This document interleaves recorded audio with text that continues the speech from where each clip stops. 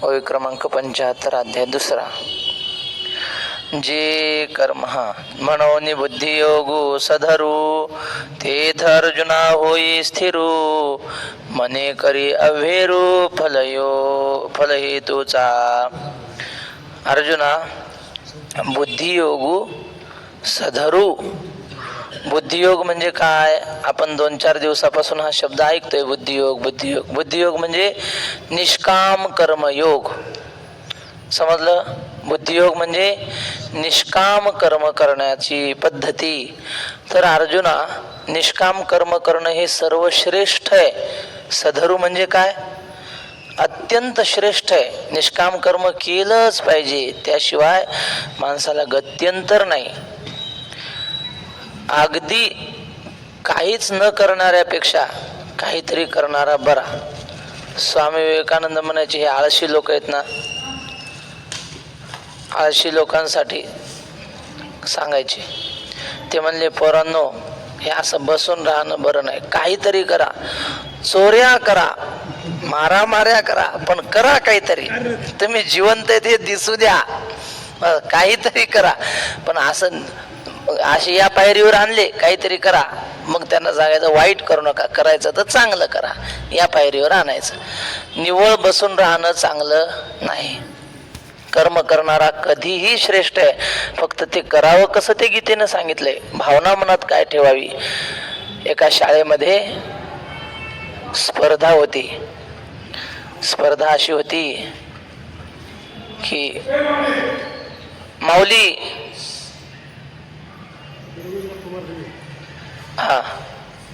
काय सांगत होतो, शाळेमध्ये स्पर्धा होती. कशाची होती माहितीये? स्पर्धा होती हात सजवण्याची. हात सजवून यायची. मुलींची शाळा होती फक्त. शनिवारच्या दिवशी बाईंनी सांगितलं, मुलींनो, सोमवारी येताना आपापले हात सजवून यायचे. जिचे हात सुंदर दिसतील तिला बक्षीस. मग काय करतात हात सजवण्यासाठी? मेहंदी काढली पोरींनी कोपरापासून अशी हातावर, आणि त्याला ते गुळाचं पाणी आणि साखरेचं पाणी असा हात ठेवून, हाताला हात लागले की मोडते मेहंदी. मग काळजीपूर्वक व्यवस्थित काळजी घेऊन ती मेहंदी काढली. त्याला काय कशाचं पाणी देतात, लिंबाचं का काय, मला नाही माहिती. नाही, तुम्हाला माहिती आहे का? नाही का? बरं. मग ती काढली मेहंदी. आल्या सोमवारी सगळ्या जणी शाळेत. बाईने प्रत्येकीचा हात पाहायचा, नाव सांग. मेहंदी पाहिली, मार्क लिहायचे तिचे, की कसा दिसते सुंदर मेहंदी, त्याच्यावर मार्क लिहिले. एक मुलगी मागं बसलेली होती कोपऱ्यात, खाली मान घालून अशी, आणि रडत होती ती. बाई तिच्या जवळ गेली आणि सांगितलं, बाळ दाखव, तुझे हात दाखव. ती म्हणे, मी मेहंदी काढलीच नाही. अगं हात तर दाखव ना. हात दाखवले तिनं, तर तिचे हात असे काळे पडलेले आणि तिच्या हाताला भेगा पडलेल्या. का ग मेहंदी नाही काढली? ती म्हटली, मॅडम, माझी आई लोकांच्या घरची भांडे घासायला जाते आणि गेले 8 दिवस ती आजारी आहे. त्यामुळं तिच्या जागी भांडे घासायला मला जावं लागतंय. त्यामुळं मला मेहंदी काढायला वेळच भेटला नाही. बाईने तिचं नाव लिहून घेतलं आणि स्पर्धेचा निकाल देताना सगळ्या शाळेच्या शिक्षकांच्या समोर आणि विद्यार्थ्यांच्या समोर सांगितलं, सगळ्यात सुंदर हात हिचे आहेत म्हणले. हात मेहंदी काढल्याने शोभत नाहीत, हात कर्म केल्याने शोभतात, सेवा केल्याने शोभतात. या हाताने काहीतरी काम केलं तरच या हाताची शोभा आहे, नाही तर काय किंमत आहे हाताची. म्हणून कर्म करणं सगळ्यात महत्वाचं. पण ते कर्म करत असताना मनामध्ये भावना काय ठेवावी ही गीता माऊली शिकवते. ते कर्म तर करावंच, पण ते कर्म करत असताना अंतःकरणात निष्कामतेची भावना ठेवावी. म्हणजे या कर्मापासून मला काही मिळावं अशी इच्छा ठेवू नये, आणि या कर्माचा मी करता आहे असा अभिमान ठेवू नये. या 2 गोष्टी त्यागून कर्म करावं. अर्जुना, अशा प्रकारचा बुद्धियोग सधरू. सधरू म्हणजे अत्यंत श्रेष्ठ आहे.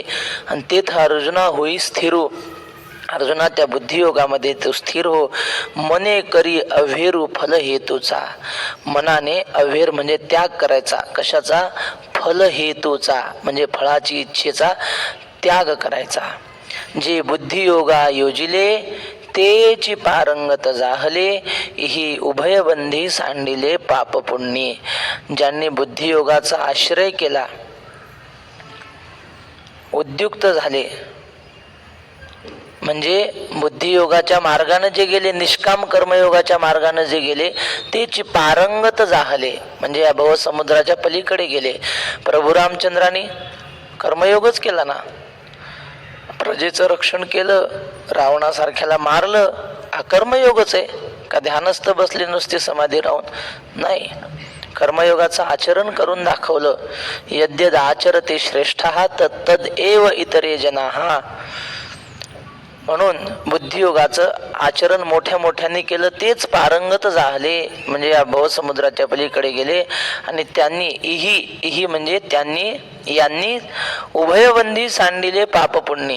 पापाचंही बंधन आहे आणि पुण्याचंही बंधन आहे. म्हणजे कर्मयोगाच्या मार्गाने गेले त्यांना दोन्ही बंधनं नाहीत. उभय म्हणजे दोघं, दोन्ही बंधनं त्यांना सांडिले म्हणजे सोडून गेलीत. जे निष्काम कर्म करतात त्यांना कुठल्याही प्रकारचं बंधन लागत नाही. आता श्लोक आहे. हा, तुम्ही म्हणाल पापाचं बंधन बरोबर आहे, पुण्याचं कसं काय बंधन? पुण्य वाईट आहे का चांगलं आहे? चांगलं आहे, पण म्हणायला चांगले, पण शेवटी जन्माला आणत ना ते. पाप पुण्य करूनी जन्म येतो पाणी. किंवा केले कर्म झाले त्याची भोग आली, उपजले मेले ऐसे किती. पुण्य जरी असलं तरी मग कुठला तरी योग चांगला का असेना पण जन्म प्राप्त होणार. जन्म आलं की पुन्हा कर्म आलं, कर्म आलं की पुन्हा साखळी चालूच राहते ती जन्म मरणाची. सुखतेची दुःख पुण्य पाप खरे, हे तो आम्हा बरे कळ आले. आपल्या चालीच्या पाठातलं कोणी नाही, आता कालच अभंगेला. पुण्यतेची नाही, सुखतेची दुःख पुण्य पाप खरे, हे तो आम्हा बरे कळ आले. तुकाराम महाराज म्हणतात, या लोकातलं पुण्य तेच पाप आहे आणि या लोकातलं सुख तेच दुःख आहे. सांगावं का? खरं आहे की नाही? आपल्या विषयाच्या माध्यमातून सुख होतं, ते सुख आहे का? थोड्या वेळानं तेच दुःख होतं, त्याच दुःख होतं. कशाला आपण याच्याशी गप्पा मारत बसलो असं वाटतं. चक्का खाताना आनंद होतो, खाल्ल्यानंतर वाटतं आपल्याला डायबिटीस तर होणार नाही ना, लय खाल्लं आपण, झालं दुःख सुरू.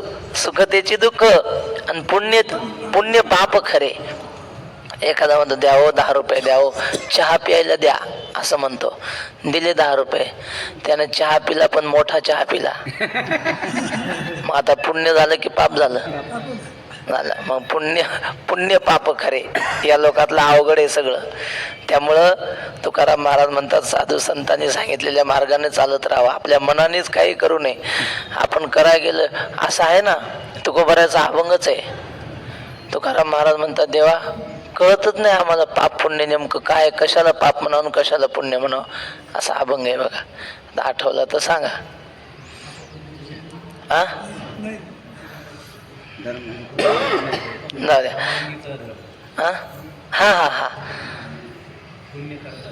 पुण्य करिता होय पाप. तुझं बाजूनी पुण्य करता पाप होता आपल्या हातून. त्यामुळं निष्काम कर्म करायची, इच्छा ठेवायची नाही ह्याच्यातून मला काय मिळावं. सेवा तर करायची पण निष्काम करायची, मग पुण्य लागत नाही पापही लागत नाही, मन शुद्ध होतं. चित्तशुद्धी हे फळ मिळतं जर पुण्य पापाची इच्छा जर नाही केली तर निष्काम कर्माने. तेव्हा अशा प्रकारच्या पुण्य पापाच्याही बंधनाच्या पलीकडे आपण गेलो पाहिजे. म्हणून 51वा श्लोक घ्यायचं ना. काही शंका असली तर विचारत जातास, काही नाही.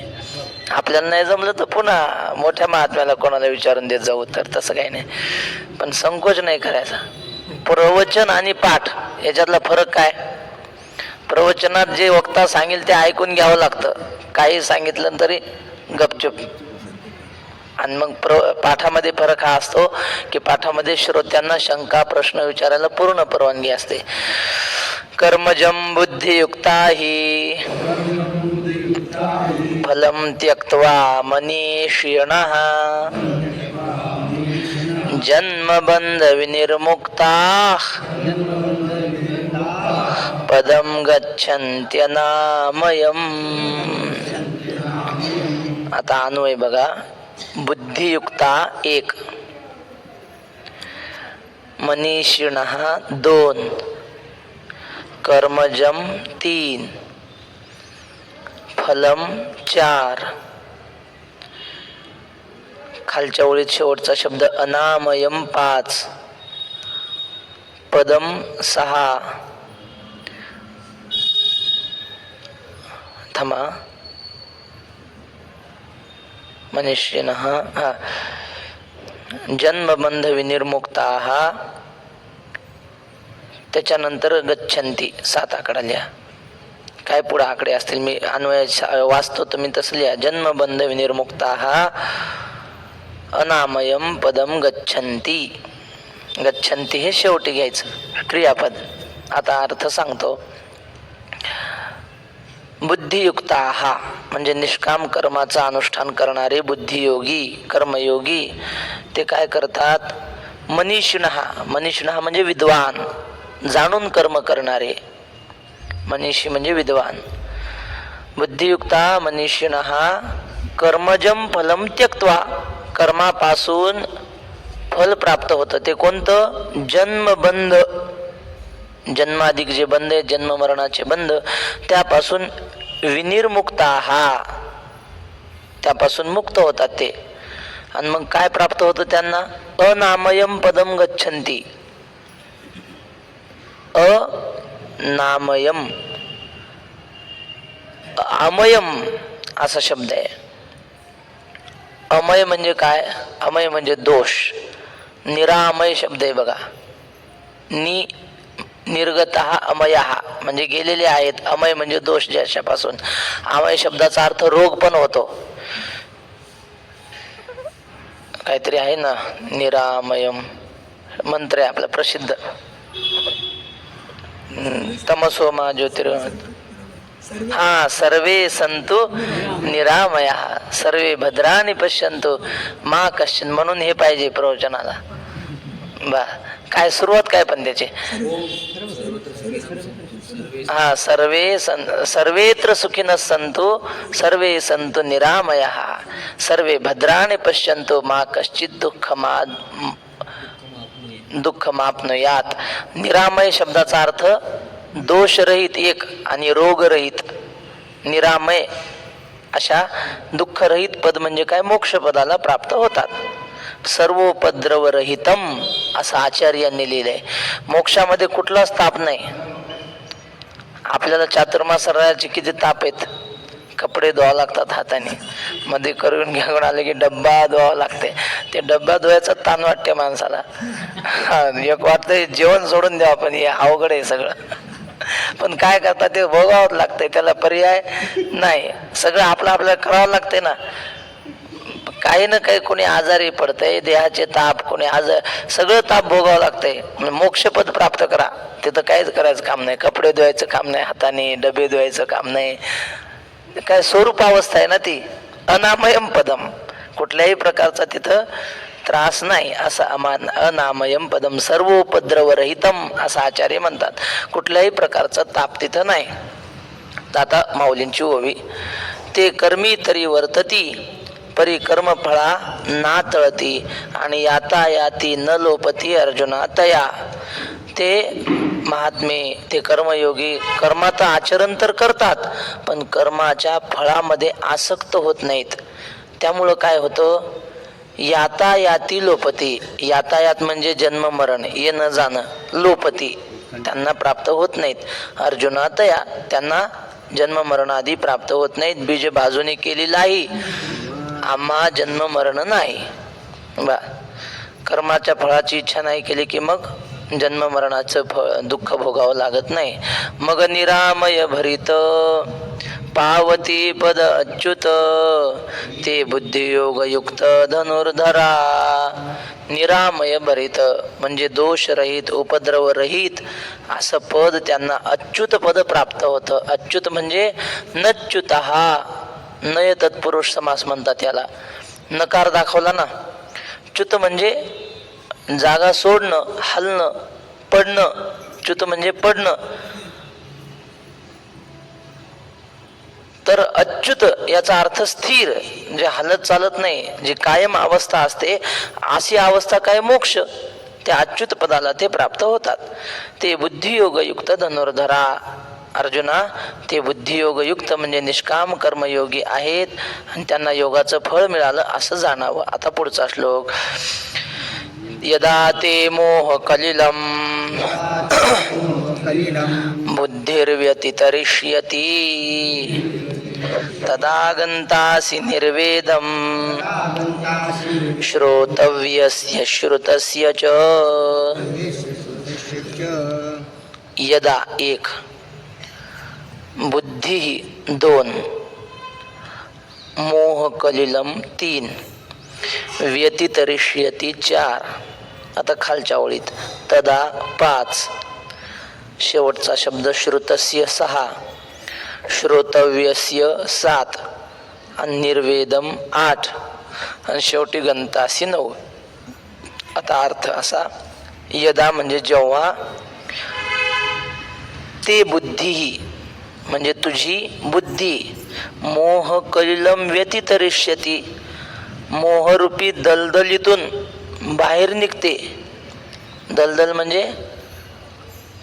काय म्हणतात त्याला मराठीत आपल्या, चिखल. त्या मोहरूपी चिखलातून बाहेर निघते तेव्हा काय होतं, तदा निर्वेदम नाही, तदा श्रुतस्य च श्रोतव्यस्य च निर्वेदम गंतासी. तदा म्हणजे तेव्हा ऐकलेले भोग आणि आता ऐकतो आहेस ते भोग, या भोगाविषयी तुझ्या मनामध्ये निर्वेदम म्हणजे वैराग्य प्राप्त होईल. निर्वेद या शब्दाचा अर्थ काय, वैराग्य. निर्वेद शब्दाचा अर्थ वैराग्याला तो प्राप्त होशील. माणसाला सगळे भोग भोगता येत नाहीत, काही ऐकलेले असतात, मनात इच्छा होते. स्वर्गातलं अमृत भोगलेलं आहे का आपण, पेलेलं आहे का, पण त्याचे गुण ऐकलेले आहेत ना, ते पेलं की अमर होत आहे माणूस. मग ते जर प्यायला मिळालं तर माणूस पिईल की नाही, का, त्याच्याविषयी गुण ऐकलेले आहेत. मग असे ऐकलेले भोग आणि भोगत असलेला भोग या सगळ्यांविषयी मनामध्ये वैराग्य निर्माण होईल. कधी, जेव्हा बुद्धी मोहाच्या दलदलीतून बाहेर निघेल. असा श्लोकाचा सरळ अर्थ. आता ओवी थांबा. हा, पण आता हे मोह कलिलम म्हटलं ना, मोहाच्या बाहेर निघली पाहिजे. कशाने निघेल ते स्वामी रामसुखदासजी महाराज त्यांनी हे लिहिलंय, ते साधक संजीवनी. त्यात मोहाच्या बाहेर निघण्याचे दोन उपाय सांगितले. पहिली गोष्ट विवेक, शुद्ध विवेक झाला पाहिजे की हे संसार म्हणजे खोटा आहे. पोरं बाळ यांचं जे प्रेम आहे ना ते फसवणार आहे. ठराविक वय झालं की घर सोडण्याची बुद्धी झाली पाहिजे, असा विवेक माणसाच्या मनात असावा. खोटं आहे सगळं, असा विवेक असला की मग काही होत नाही, संसारातून मन लगेच बाहेर निघतं.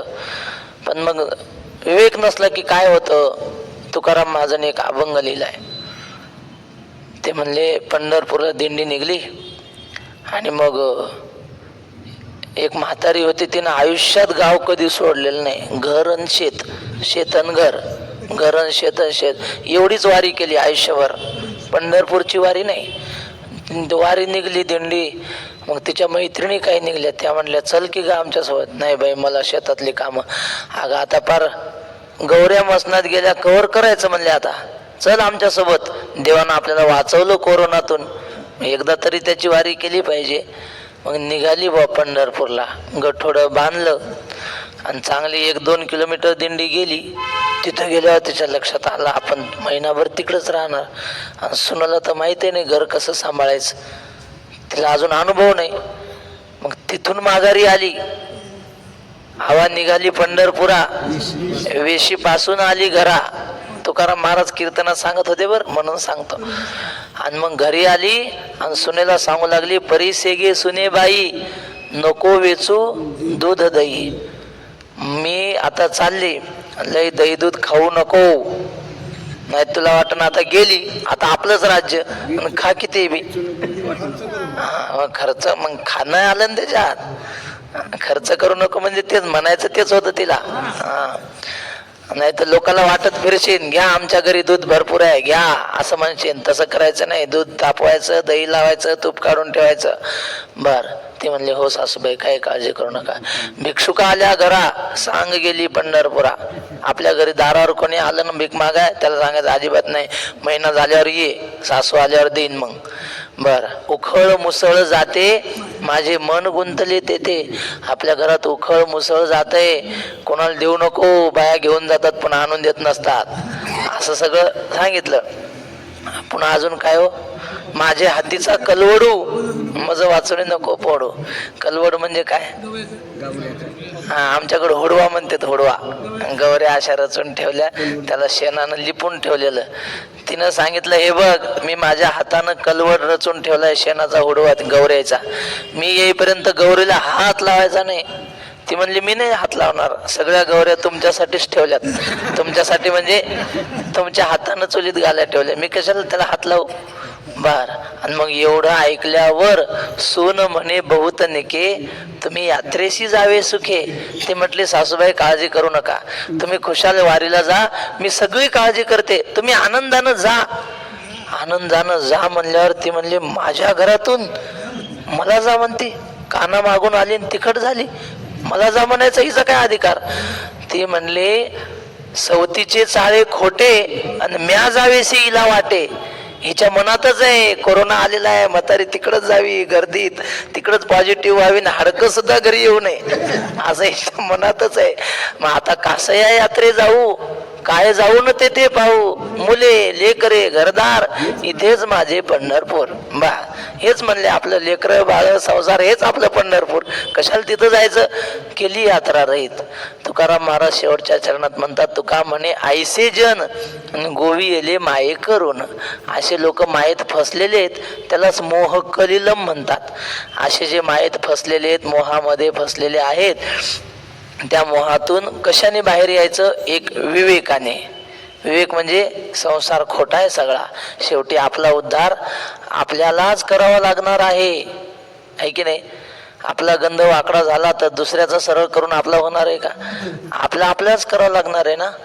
त्यामुळं हे बाकीच्या कोणाचं कर्म नाही, आपण आपला उद्धार करायचा, कोणी कामाला येणार नाही. आपलं आपुले हित आपण पाही, संकोचतो नदरी काय.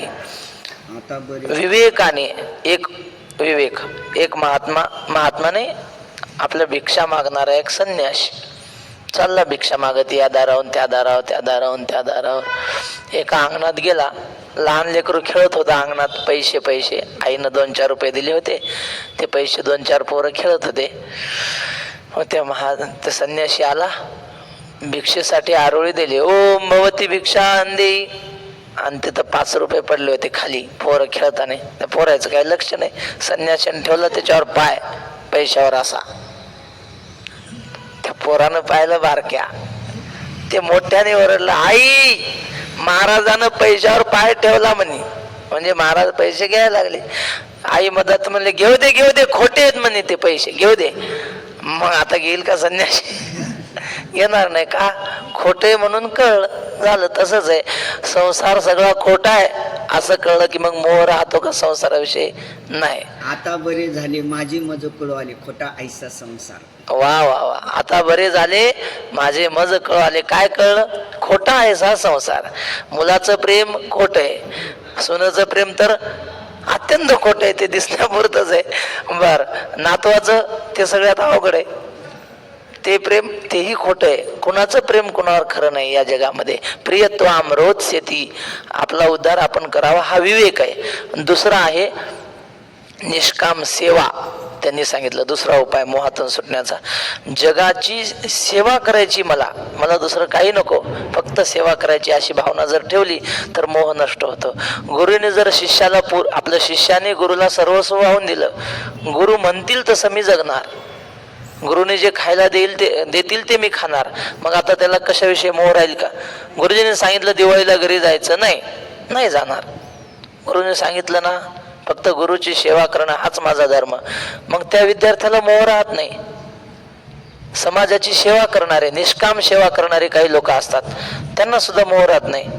ते विनोबा भावे होते बघा, त्यांनी भूदान चळवळ काढली. भूदान म्हणजे 100 एकरवाला आहे गावात आणि एक बिना काय म्हणतात त्याला, भूमीही नाही एखादा, तर मग त्या 100 एकरवाल्याकडून 2-4 एकर म्हणा 10 एकर घ्यायची आणि भूमीहीन आहेत ना 4-5 जण त्याला 2-2 एकर द्यायची फुकट. म्हणजे असं योजनाच काढली होती त्यांनी, अशी चळवळ काढली होती.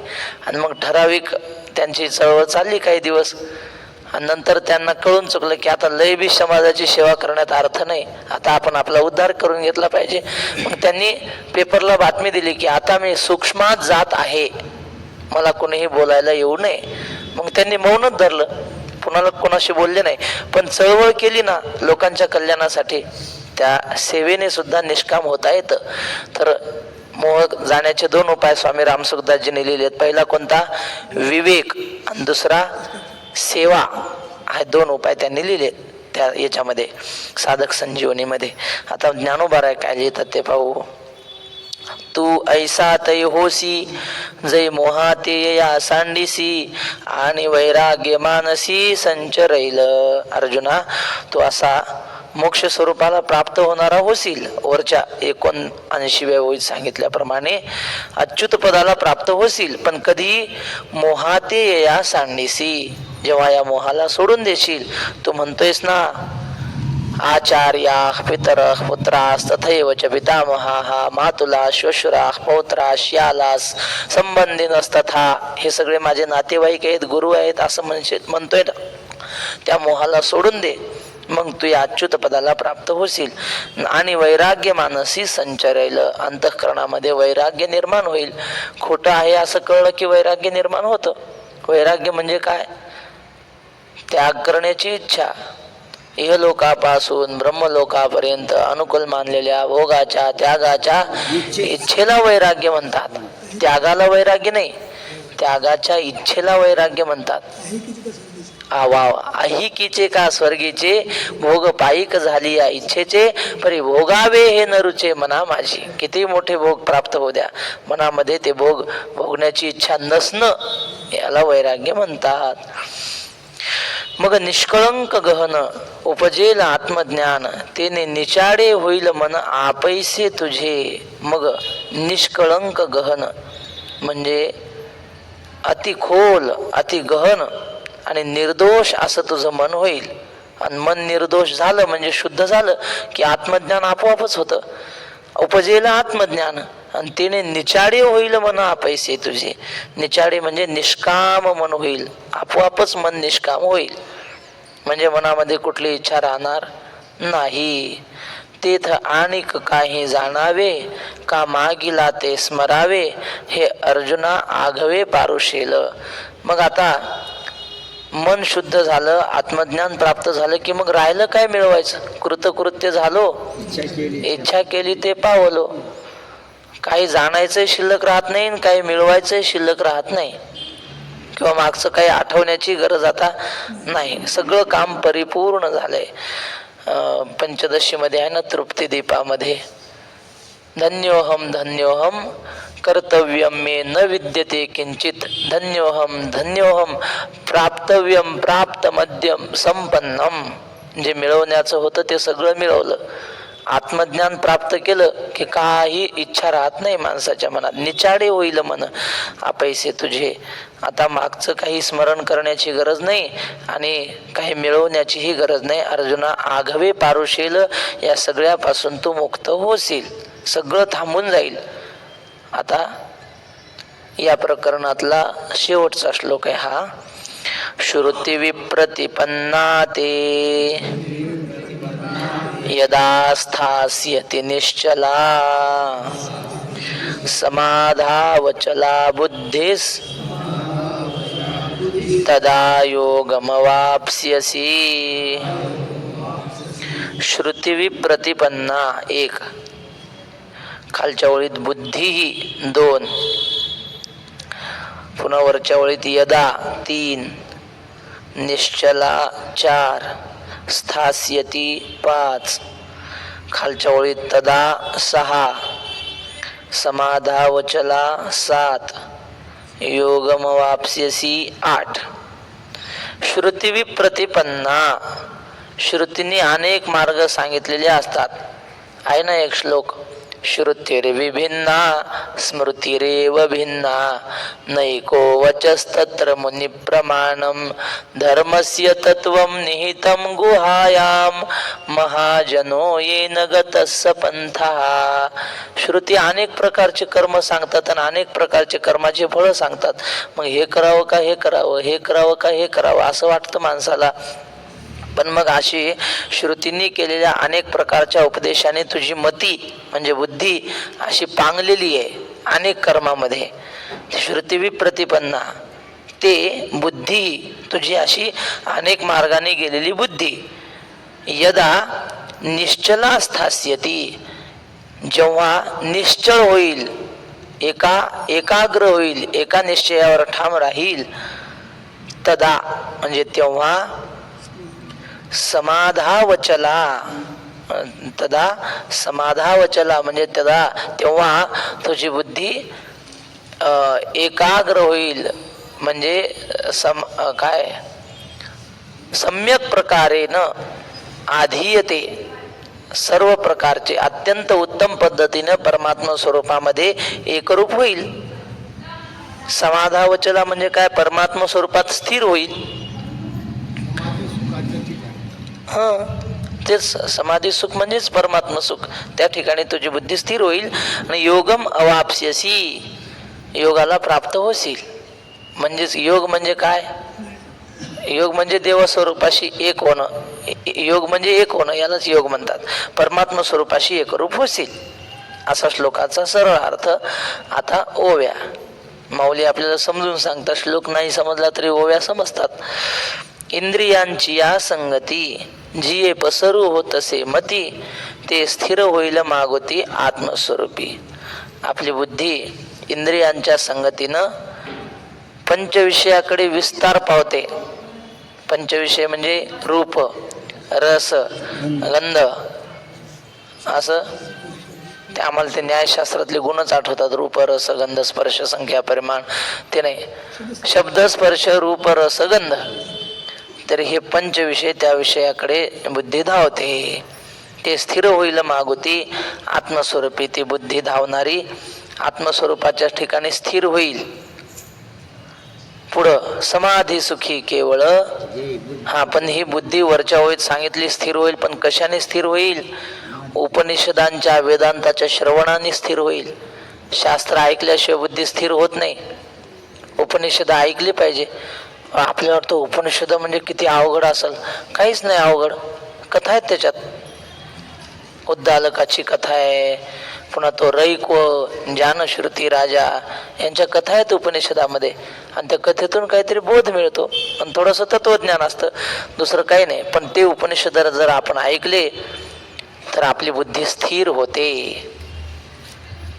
मग अशी बुद्धी स्थिर होईल, आत्मस्वरूपाच्या ठिकाणी स्थिर होईल. आता खालची ओळ. समाधी सुखी केवळ जे बुद्धी होईल निश्चळ ते पावसी तो सकळ योग स्थिती. आणि समाधी सुख म्हणजे काय, केवळ आत्मज्ञानाने प्राप्त होणाऱ्या वृत्तीशून्य अवस्था. आत्मज्ञानाने वृत्तीशून्य अवस्था प्राप्त होते. वृत्तीशून्य म्हणजे आत्मानंदामध्ये रममाण होणारी एकरूप अवस्था, त्याला समाधी सुख म्हणतात.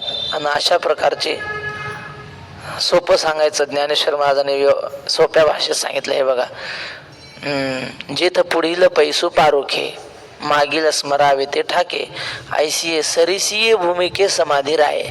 काय होतं, माणसाच्या मनात सकाळी उठल्यापासून काही ना काही डोक्यात चालू असतो विचार. सतत प्रत्येकाच्या डोक्यात काही ना काही. हा विचार झाला की तो विचार, तो विचार झाला की तो विचार येतो. डोक्यात विचार चालू असतात. पण एक विचार झाला की दुसरा विचार येतो. पहिला विचार संपला आणि दुसरा विचार अजून आला नाही.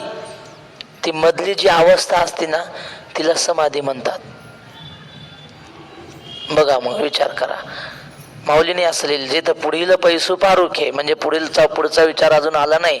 मागील स्मरावे ते ठाके मागचा विचार संपला. ऐसी सरिसीये भूमिके समाधी राहे. मधली जी वृत्तीशून्य अवस्था असते ना, विचाररहित अवस्था, तिला समाधी म्हणतात.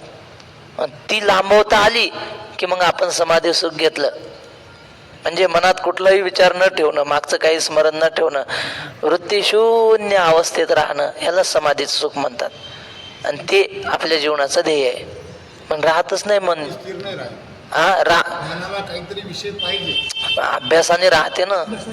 अभ्यास, वृत्तीशून्य अवस्थेचा अभ्यास केला की ते त्याची सवय होते. पण कळली तर, आपल्याला कळलं तर खरी ना की दोन विचाराच्या मध्ये एक रिकामी जागा असते, आणि ती जागा लांबवणं म्हणजेच समाधी, त्याचा विस्तार करणं. तर समाधी सुखी केवळ जे बुद्धी होईल निश्चळ. मग त्या अवस्थेत बुद्धी कायम राहिली की मग काय ते पावसी तो सकळ योग स्थिती. तेव्हा योग स्थिती म्हणजे या निष्काम कर्मयोगाचं ध्येय जे मोक्ष, ते तुला प्राप्त होईल. इथं हा विषय संपला. म्हणजे कर्मयोगाचं जे देवाने सांगितलं. दुसरा अध्याय असा आहे की जे काही देवाला सांगायचं होतं ते सगळं दुसऱ्या अध्यायात सांगितलं. काय नाही दुसऱ्या अध्यायात? तत्वज्ञान आहे, शास्त्र आहे, कर्मयोग आहे, सगळं महत्वाचं सांगून दिलं. शहाणी माणसं काय करतात, पहिल्यांदाच महत्वाचं सांगून देतात. टोला बसला तर बसला, काम झालं तर झालं, एका दणक्यात सांगितलं, पण नाही समजलं. मग आता पुढे कर्मयोगाचं विस्ताराने तिसऱ्या अध्यायात वगैरे वर्णन आहे. तर आता इथपर्यंत अर्जुनाला सांगितलं की तू योग स्थितीला प्राप्त होशील, मोक्ष स्वरूपाला प्राप्त होशील. अर्जुनाच्या मनात शंका अशी आली की देव म्हणतात मोक्ष स्वरूपाला प्राप्त होशील आणि कर्मयोगाला, निष्काम कर्मयोगाचं अनुष्ठान करून महात्मा होशील. हे महात्मा होणं म्हणजे काय? कसे असतील बरं ते महात्मे? त्यांचं चालणं कसं असेल? त्यांना काय 4 पाय असतील का? शेपूट होतंय निर्माण? नेमकं होतंय काय महात्मा म्हणजे? त्याचं लक्षण काय साधूचं? अर्जुनाने साधूची लक्षणं विचारलीत आता. आणि मग आचार्यांनी तर असं लिहिलं, म्हणले हे पुढं आता महात्म्याची लक्षणं कशासाठी सांगायची? तर त्यांनी सांगितलं स्थितप्रज्ञाची लक्षणं आहेत. स्थितप्रज्ञ म्हणजे काय? आपण श्लोक वाचून मग त्यांचा विचार करू. स्थितप्रज्ञ म्हणजे काय? स्थितप्रज्ञस्य का भाषा समाधिस्थस्य केशव स्थितधीः किं प्रभाषेत किमासीत व्रजेत किम. केशव 1, समाधिस्थस्य 2, स्थितप्रज्ञस्य 3, का भाषा 4. आता खालची पूर्ण ओळ 5 आकडा, स्थितधीही वर 5 लिहायचं झालं. केशव म्हणजे हे केशवा. बघा आता बरोबर देवा इथं केशव शब्द वापरला. केशव कोणाला म्हणतात? नामदेव महाराजांनी लिहिलं केशव म्हणती माझी या स्वामी ते चाळी इंद्रिया ते म्हणून या. बरोबर ना? ऋषिकेश म्हणती माझी या स्वामी ते चाळी इंद्रिया ते म्हणून या. केशव हा नाशितो क्लेशा ते म्हणून या असं आहे. केशव म्हणती माझी या स्वामी ते नाशितो क्लेशा ते म्हणून या. दुःख रहित जो करतो त्याला केशव म्हणतात. मग आता हा महात्मा दुःख रहित झाला की नाही? दोषरहित झाला, निरामय. म्हणून देवाला बरोबर केशव शब्द या श्लोकामध्ये वापरला. बर, केशव हे केशवा समाधिस्थस्य म्हणजे समाधीमध्ये स्थिर झालेल्याचे, स्थितप्रज्ञस्याचे म्हणजे ज्याची बुद्धी आत्मस्वरूपामध्ये प्रतिष्ठित झाली अशाचे का भाषा. त्याचं लक्षण काय? का भाषा म्हणजे त्याचं लक्षण काय आहे? स्थितधीही किम प्रभाषेत असा महात्मा कसा बोलतो? प्रभाषेत म्हणजे कसा बोलतो? किमासीत कसा राहतो? आणि व्रजेत किम. आता व्रजेत या शब्दाचा अर्थ चालणे, कसा चालतो किंवा कसा जीवन जगतो असा अर्थ घ्यायचा. तर त्या महात्म्याविषयी प्रश्न काय विचारायचं होतं का तुम्हाला काही? ओमकार महाराज. हा ती ओवी का? जेथ पुढील पैसू पारुखे, जेथ पुढील पैसू पारुखे मागील स्मरावे ते ठाके, मागील स्मरावे ते ठाके. ऐसिये सरिसिये भूमिके, ऐसे सरिसिये भूमिके